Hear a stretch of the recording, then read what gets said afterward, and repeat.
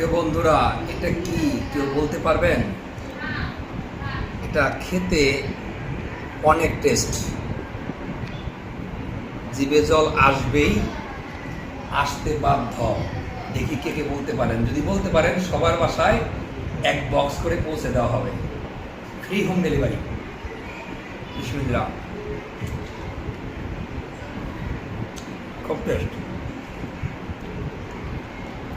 এখন তো বুঝে যাওয়ার কথা, যেহেতু খাচ্ছি, খাওয়ার পরে তো বুঝে যাওয়ার কথা।